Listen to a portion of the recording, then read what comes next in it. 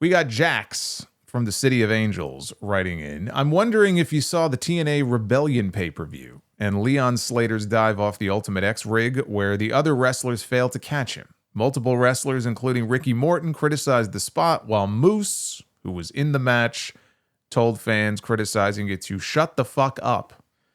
Did you see the match, and what did you think of the spot? Yeah, so I did not see the pay-per-view, and I did not see the full match, but I did see the spot because it was all over social media.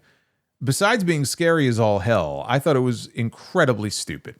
I'm very happy he came out of it okay, but it was insanely dangerous to even try, not only for him, but for the half a dozen people down below whose job it is to catch this guy. You know, he had to be up there a legitimate 15 feet or more. It could have been a little bit more, but let's call it 15 feet. And he's standing up there on that Ultimate X rig, and he dives off with a Swanton 450. It's not just that he did a dive. It's what he did coming off of it. A Swanton 450. Because it wasn't enough to just do a crossbody, right? He has to do that. He has to add a little something extra to it. And because of that, the way he was coming down, it made it very hard for anybody to catch him because they're putting their own necks on the line here. I'm not excusing the ones who look like they stepped aside and just didn't fucking catch the guy. But they're putting their own necks on the line here. And that's the thing. Like, had he done a high cross body off the top of that post, those guys would have been able to catch him 100% if he was spread out horizontally. But the way he came down, it just made it so much more dangerous than it had any right to be. It was completely unnecessary. AJ Francis, top dollar, is the only one who got an arm out to at least try to catch him or slow him down a little bit. Francis said he almost tore his bicep doing that. You had two former NFL players out there, Moose and AJ Francis, and still this fucking guy splatted on the ground. You had Moose and Matt Cardona was out there and Vikingo was there. Nobody caught him. And when fans dared to criticize the spot on social media and the fact that nobody caught this man, you had Moose out there telling fans to shut the fuck up. They're not allowed to have an opinion. They're not allowed to voice their opinion about this. Shut the fuck up, he says. This is what he said. Fans who have never stepped into a ring, let alone burned a single calorie or done anything active, want to chime in on Leon's dive. Old and current wrestlers also want to chime in on Leon's dive like they've never ever messed up or made a mistake. Everyone just needs to zip it. But you know, had the spot gone perfectly and people were lavishing praise on it, he would have been the first person to share it and retweet that shit like crack. Here's what I'm thinking here. I'm sure that Moose took a lot of abuse online for not catching this man. And this was just him lashing out over it. And I get it. But when wrestlers choose to do stupid shit, if the fans want to call them out on it, that comes with the territory. The criticism is valid. Ricky Morton thought so. He said, I'm disappointed. Leon gave you his trust and his body on the line for an amazing moment, and all of you dropped him.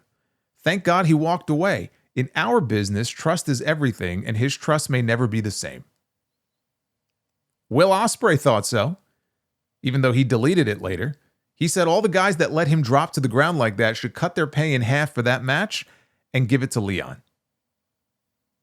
Telling the fans to shut the fuck up is one thing, but telling your peers to shut the fuck up is just a guy lashing out who I'm sure really feels bad about what happened and was probably going through dozens of replies, dumping on him for what happened and blaming him for what happened.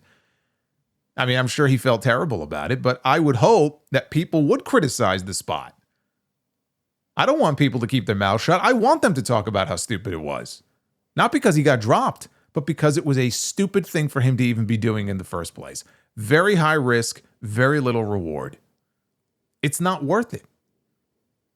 It would have been just as spectacular if he had splashed everybody from that high up instead of adding the flip. And maybe, you know, the more people criticize it, somebody will think twice the next time before trying something like that. Wishful thinking, I know, it's wrestling. But the last thing that I would want to do is encourage more people to be doing stuff like that. Jamie from Los Angeles. With the recent induction of Cyndi Lauper to the Rock and Roll Hall of Fame, do you think the WWE Hall of Fame will come as soon as next year?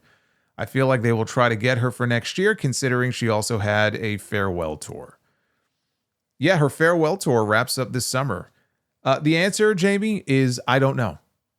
And nobody knows because it doesn't make any sense that she's not already in. It just defies all logic for them to have a celebrity wing of their Hall of Fame and not have already inducted one of the top, I would say top two most important celebrities ever used in the history of the company. Really, there were three names. Like my top three, and you could put them in whatever order you want to put them in. The top three has to be Mr. T, Cyndi Lauper, and Mike Tyson.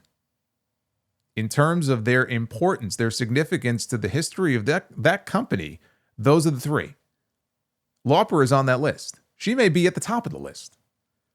Without Mr. T and Cyndi Lauper, and Lauper's involvement wasn't just WrestleMania 1. I should point that out too. It wasn't just that she came out with Wendy Richter that night. Like, she was part of the war to settle the score and all the MTV stuff leading up to it. And then WrestleMania, came along and she was part of that as well. But without her involvement, WrestleMania is not the success that it is. Without Mr. T's involvement, WrestleMania is not the success that it is. And the reason she's not in the Hall of Fame has nothing to do with her being offered and turning it down. She shut that down already before. She replied to a tweet years ago from Lance Storm saying, look, I don't recall ever being offered a spot in the Hall of Fame.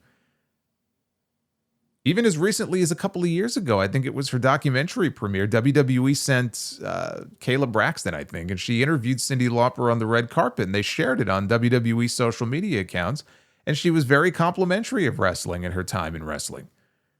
So it's not like she's ashamed of it or anything like that. I mean, her lack of induction is more egregious than demolition. And you know how hard I've been pushing for them to go in.